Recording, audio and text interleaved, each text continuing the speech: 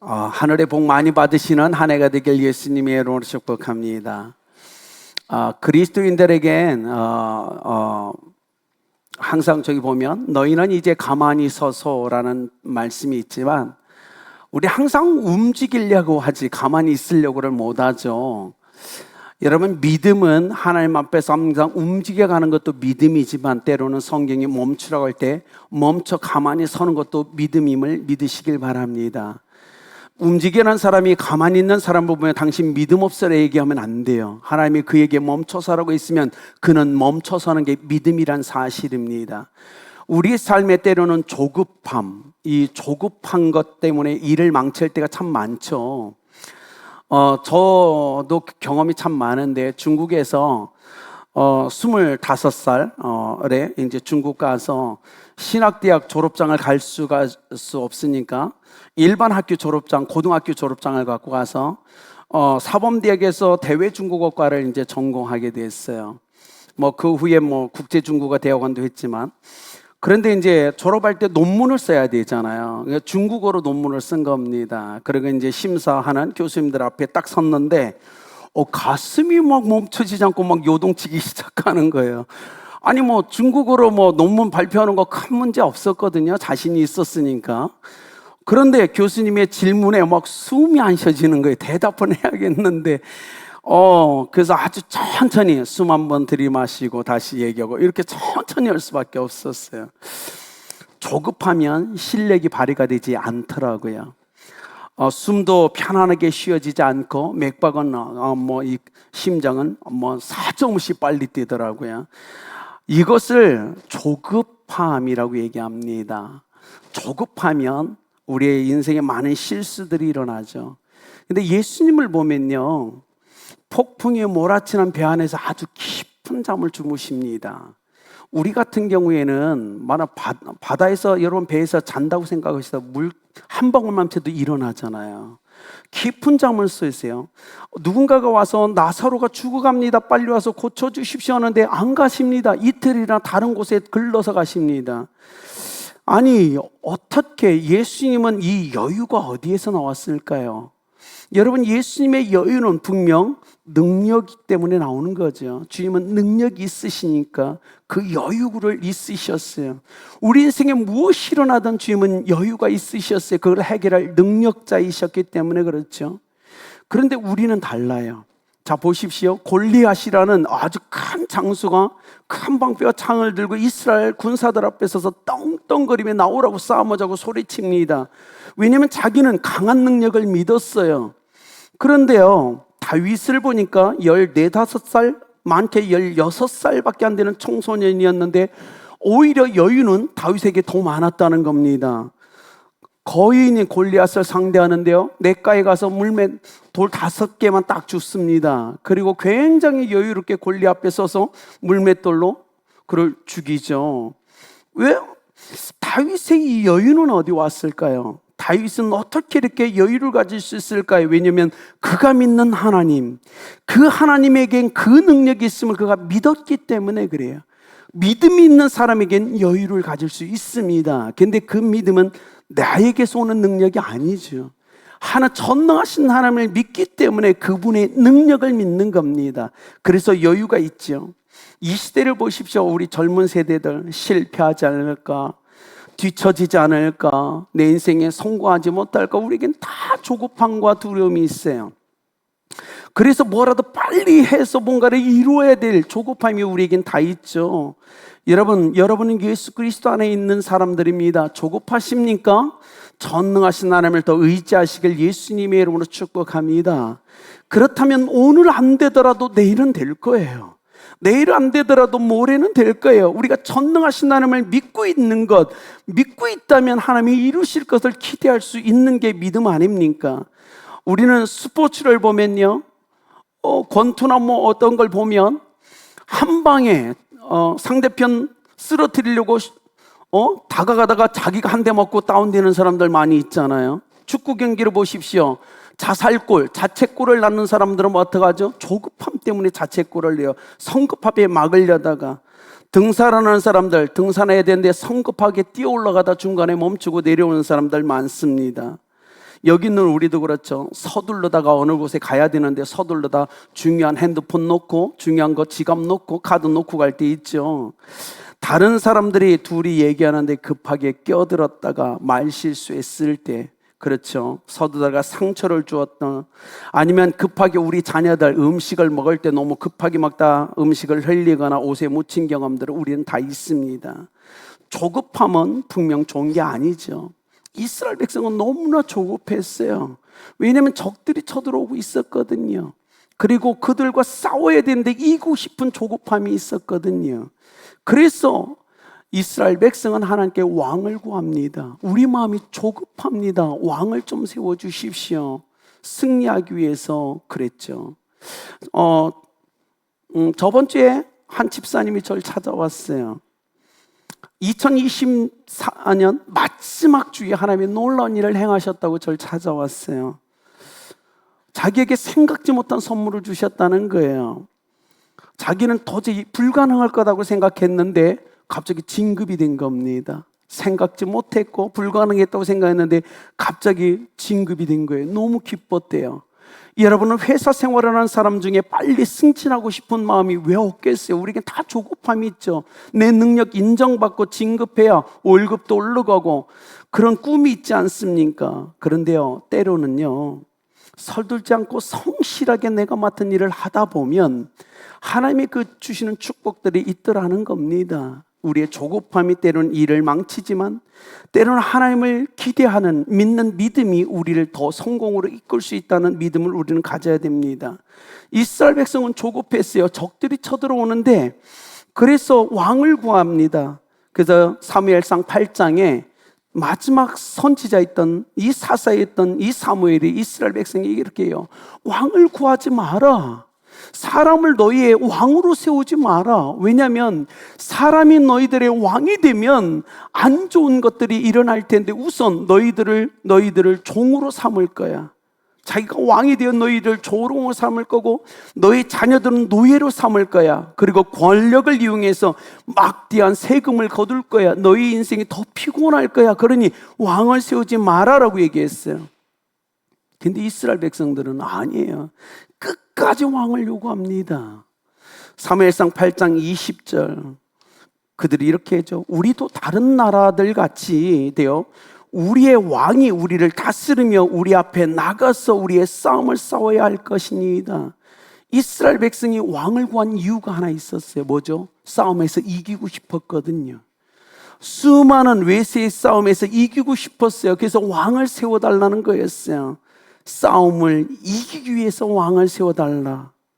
그런데 사무엘 선지자가 보기엔 말이 안 돼요. 지금까지 하나님이 다 이루셨잖아요. 승리케 해주셨잖아요. 인간 왕이 전능하신 하나님보다 더 많은 승리를 보장해 줄 수 있을까요? 아닐 겁니다. 그러니까 답답했죠. 전쟁에서 승리하기를 원하는 것은 모든 사람의 욕구예요. 그건 당연한 겁니다. 그러나 중요한 걸 하나를 놓치고 있었어요.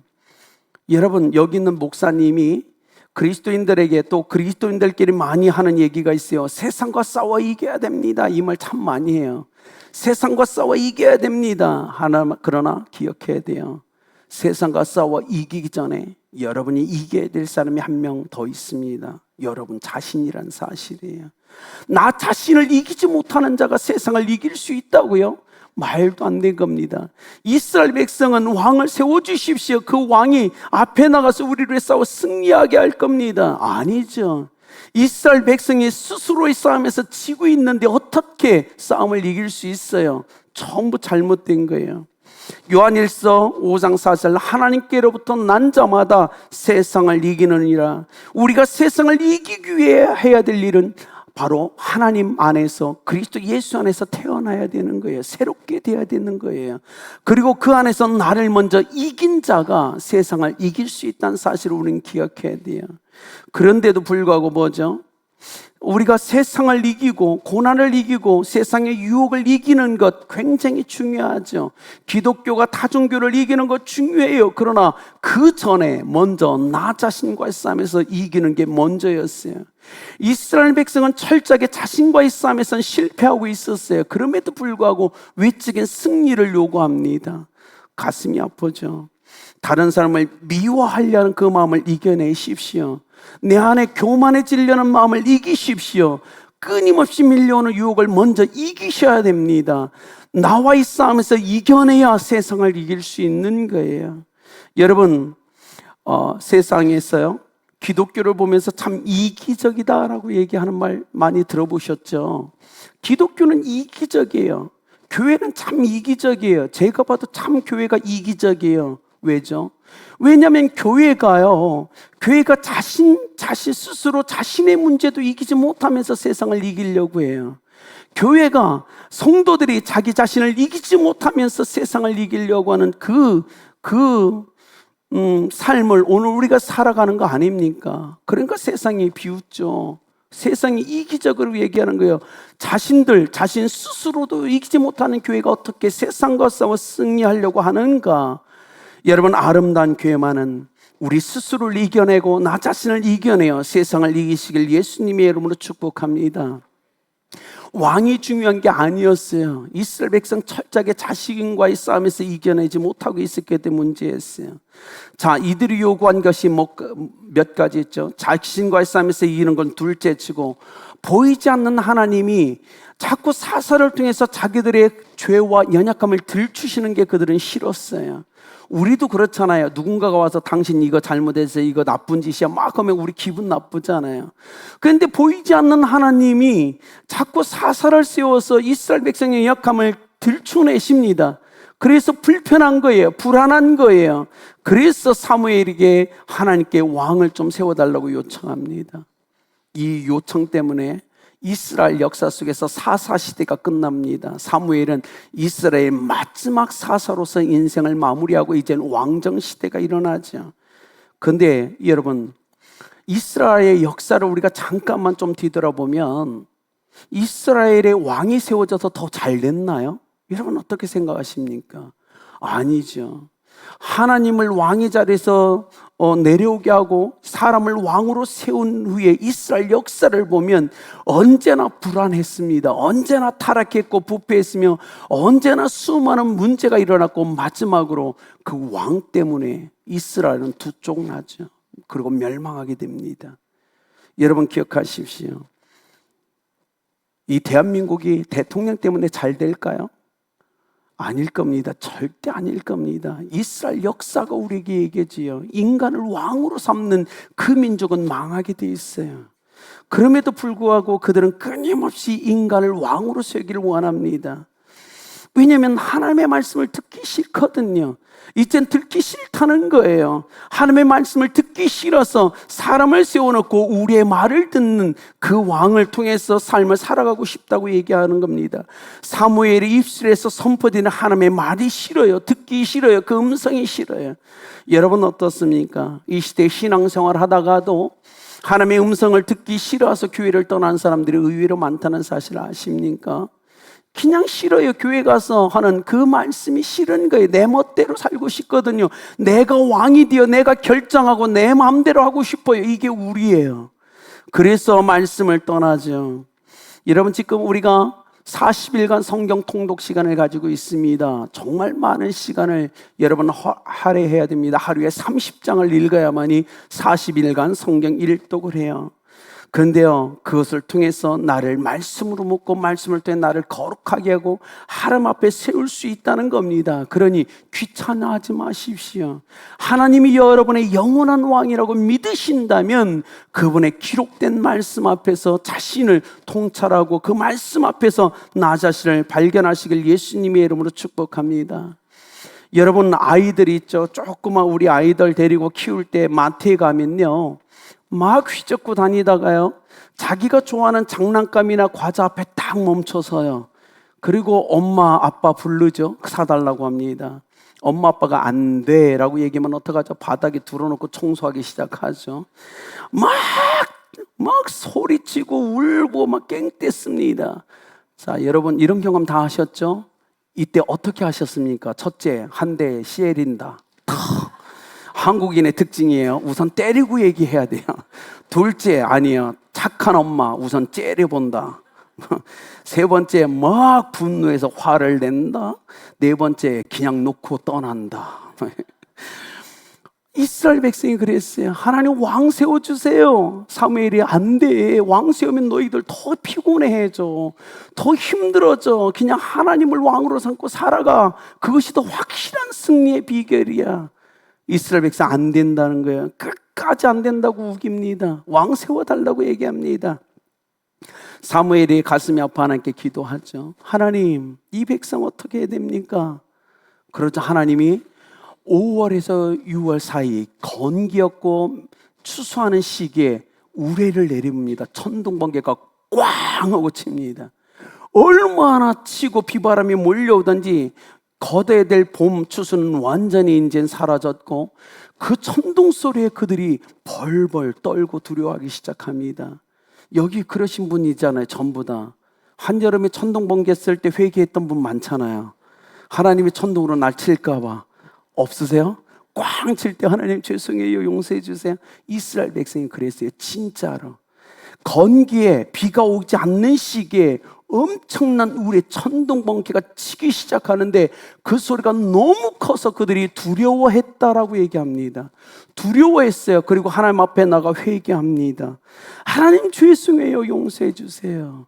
그런데 왕은 주세요. 이게 그들의 모습이에요. 하나님은 알았죠. 저들의 적에 포기하지 않는다는 사실을. 그래서 사무엘을 통해서 이스라엘 백성에게 이렇게 선포합니다. 그래, 백성 줄게. 사울을 이미 선택해 주셨잖아요. 줄게. 그런데 이것만 기억해. 하나님을 섬기는 거에서 돌아서지 마. 지금 이 그들의 요청 때문에 사무엘은 고별 설교를 하는 거예요. 마지막 설교에 이스라엘 백성 앞에서. 그때 이렇게 얘기합니다. 제발 너희들에게 요구한다. 하나님을 섬기는 것에서 돌아서지 말고 여호와만을 섬겨라 라고 얘기하는 거예요. 여러분, 그러면서 얘기합니다. 기도를 멈추지 말고 여호와만을 섬겨. 여호와 하나님만을 그 임재 가운데 그분을 왕으로 섬겨. 그분의 통치와 임재 가운데 인생을 살아가. 그러면 어떻게 너희 목전에서 행하시는 이 큰 일을 보게 될 거야 라고 지금 사무엘이 얘기하고 있어요. 2025년도 우리가 하나님을 위해 어떤 일을 하는 것도 중요한 겁니다. 그러나 올 한 해만은 우리가 기도함으로 하나님 앞에 서 있읍시다. 그리고 하나님이 어떤 일을 하는지를 보는 한 해가 되었으면 좋겠습니다. 여러분, 그것이 믿음입니다. 올 한 해는요, 우리 사업장 안에서, 우리 직장 안에서, 우리 가정 안에서, 우리 아름다운 공동체 안에서 하나님이 어떤 일을 하는지 한번 보자고요. 기도하면서 가만히 있어서 하나님의 역사심을 보는 이 한 해가 되길 예수 그리스도의 이름으로 축복합니다. 하나님은 그걸 말씀하고 있었어요. 여호와를 섬겨라. 하나님 우리 목전에서 행하신 여호와의 큰 일을 보기를 원한다면 여호와 앞에서 돌아서지 말라. 오직 그분을 섬겨라. 그분께 기도하며 기대하라고 얘기하고 있다는 거예요. 여러분, 올 한 해 저는 정말 아름다운 교회가, 아름답게 성도님들의 사업장과 직장과 일도 손댄 모든 것에서 여러분 앞에서 행하신 여호와의 큰 일을 보길 예수님의 이름으로 축복합니다. 그로 해서 우리가 해야 될 일은 철저하게 하나님을 섬겨야 됩니다. 철저하게 하나님을 포기해서는 안 됩니다. 하나님을 붙잡고 하나님의 임재 가운데 인생을 살아갈 때만이 우리의 삶의 역사신 하나님을 볼 수 있을 겁니다.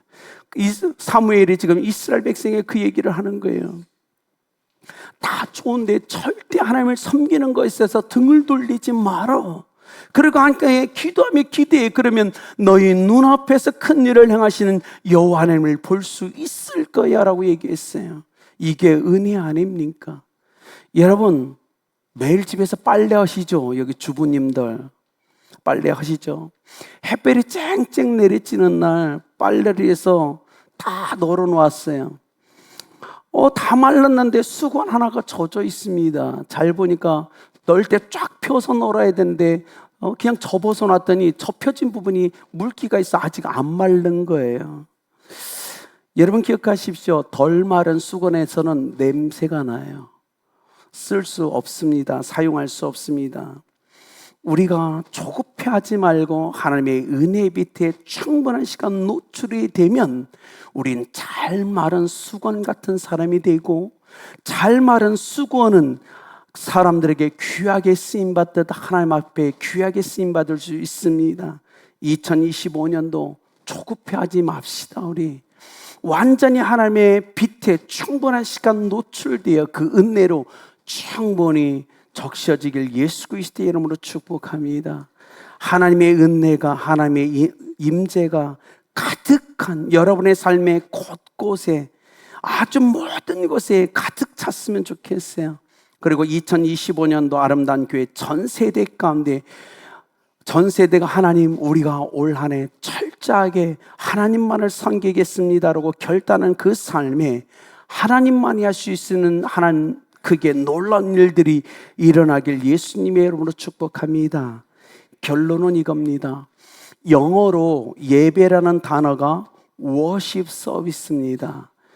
영어로 worship service라는 이 예배는 가장 가치 있는 섬김이란 뜻을 가지고 있어요. 우리가 2025년도 하나님을 섬겨야 됩니다. 그런데 가장 가치 있는 섬김으로 하나님께 나아가길 예수님의 이름으로 축복합니다. 가장 가치 있는 섬김은 바로 예배입니다. 예배라는 거예요. 이거로 해서 사무엘이 이렇게 얘기합니다.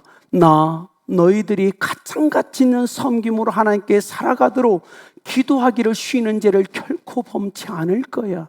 나는 뒤에서 너희들을 위해 기도해 줄게. 너희가 가장 가치 있는 섬김인 예배를 통하여 하나님께 나아가도록 나는 기도할 거고, 그 삶을 통해 너희들의 눈앞에서 행하시는 여호와의 큰 일이 일어나길 축복한다. 이것이 설교의 마무리였어요. 사랑하는 성도님들, 제가 2024년도 지나서 2025년도 올해가 임했는데, 송구영신 예배 때 여러분이 써준 2025년도 기도를 갖고 이미 다 기도했고 계속 한 해 동안 기도할 겁니다.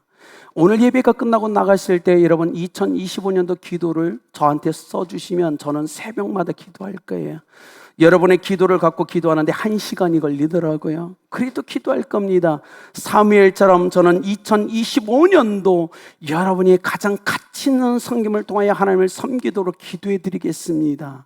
그리고 그 삶을 통하여 여러분 목전에서 하나님이 어떤 큰 일을 행하시는지 저는 보기를 원하고 여러분도 볼 수 있는 축복을 누리길 예수 그리스도의 이름으로 축복합니다. 이 시간 우리가 결단의 기도를 했으면 좋겠습니다. 우리 모두 다 눈을 감으시고요. 오늘 설교를 통해서 하나님이 깨닫게 해주신 말씀이 있으십니까? 감동된 말씀이 있으십니까? 그걸 가지고 하나님 앞에 결단합시다. 오직 하나님 앞에 등을 돌리지 않고 하나님을 섬기겠습니다. 가장 가치 있는 섬김인 예배자로 한 해를 살아가겠습니다. 하나님, 그러니 내 믿음의 눈앞에서 하나님 큰 일을 행하여 달라고, 사업장 안에, 직장 안에, 가정 안에, 이 아름다운 교회 안에 그 큰 일을 행하여 달라고 이 시간 우리가 같이 기도하겠습니다. 기도하시겠습니다.